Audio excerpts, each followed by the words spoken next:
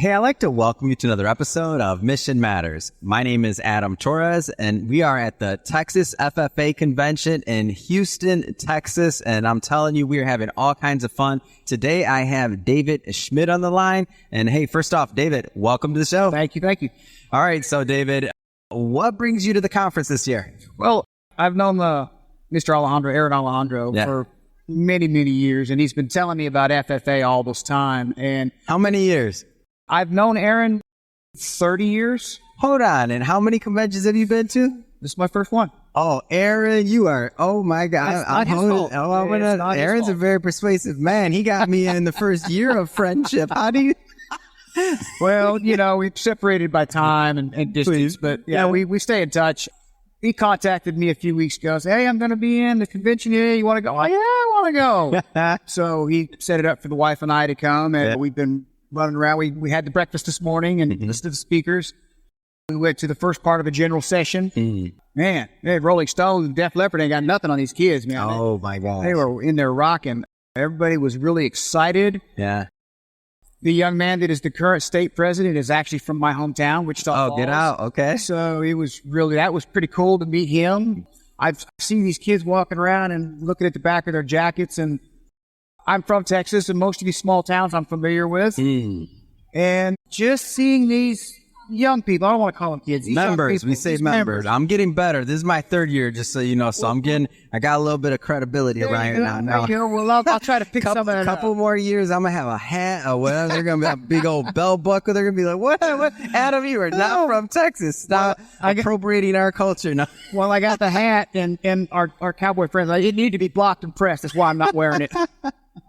But see these young members, it gives me a better sense of optimism for the future. You look around and you see what's going on in the world today, and some of these young people out here and some of the things they're doing. It's not how I was raised. It's not how I've raised my children or my grandchild. And to see these young people, it gives me some faith. With these young people being in charge and taking care of us in the future, we're going to be all right. We'll be all right.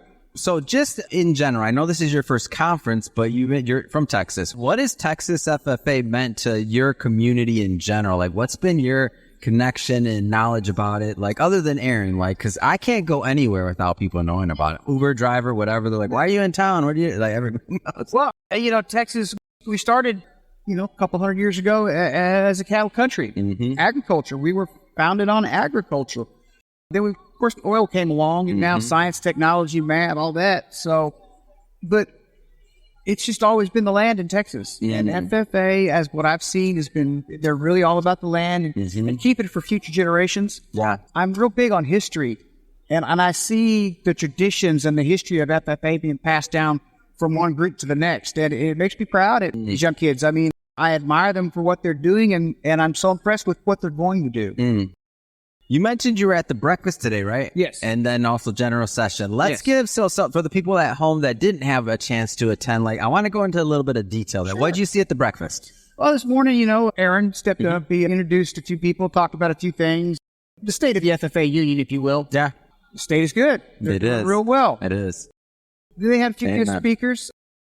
Red Stegall, being a Texan, and I consider myself a Westerner.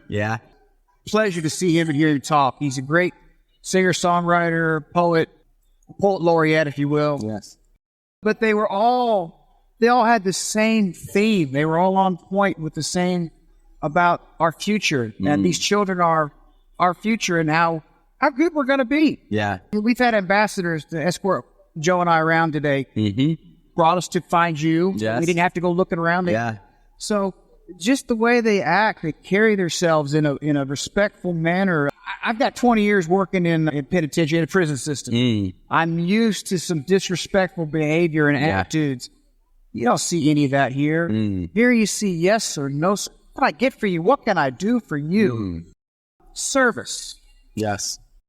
They're all about service. What can I do to make things better? It's amazing. I love it. Well, so far, I know you've only been here a little bit so far. Talk about the general session, like what I think that's the one that you said was like the rock show. Yes, sir. What'd you see? Because try and describe that energy, because it's insane. The first time I went to one, for the audience, I mean, I was like, wait a minute, how is this happening right now? There's all kinds of things. What did you see? What was that feeling? For a minute, I thought it was a Pink Floyd laser light show.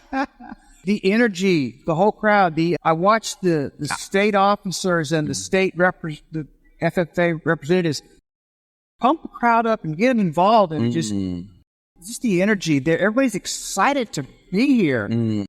This session this morning, they were introducing the 12 candidates for state vice president and state president. Their term is up this year. They're getting some new ones. So we got to listen to a few of them make their speeches and talk about their platforms and what they were going to do.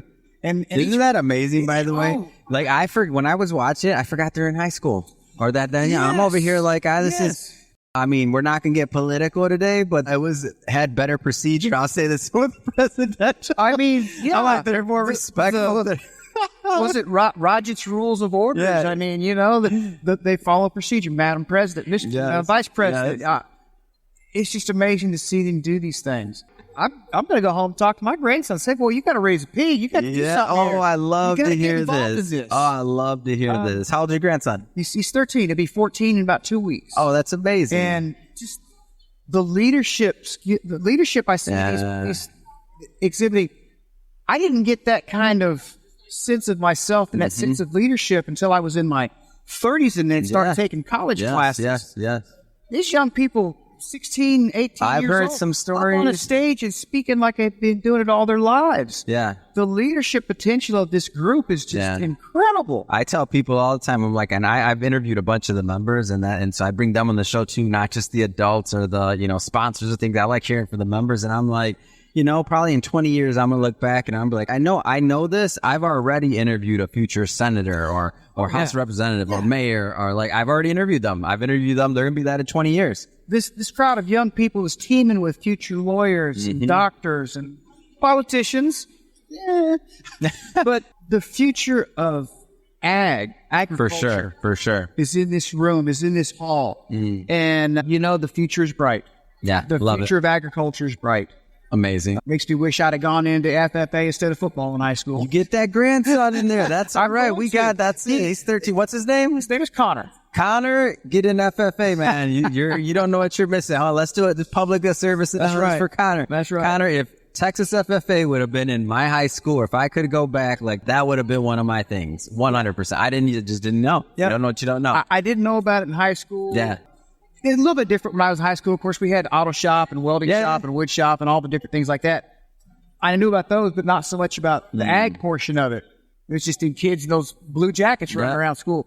Now, and I'm disappointed that it took me so long to take Aaron up on the invite to come and check you're this back out. now. You're going to be back next year. I'm not even worried. Yeah, I'm not even sure where they're at next year. I've got to make my reservations. I flew in from LA. I fly in every year since I came the first time. My third year running, and I'm looking forward to racking up some more years. Aren't these kids incredible? Yeah. Just amazing. We're doing something right. FFA is doing something right. Well, Dan, hey, I just want to say thanks for taking some time out, and I'm happy that we could commemorate your inaugural visit with an interview, because now we can look back at this when you're on year 10 and be like, I got you the first year. Here you go, and you have a good memory. Yeah. And now we're on Connor too. Connor, I didn't forget you, man. You join the FFA, see what's going on at your school, and you show them this video. Will do. And to the audience, as always, thank you for tuning in to another episode of Mission Matters. Hope you had a lot of fun. We had fun making this for you. If you haven't done it yet, hit that subscribe button, because we have many more individuals coming up on the line. This is a daily show, and we want you to get the notifications. So make sure you hit that subscribe or follow button. And David, thank you again so much for coming on. It's been a blast. Thank you very much. I appreciate it.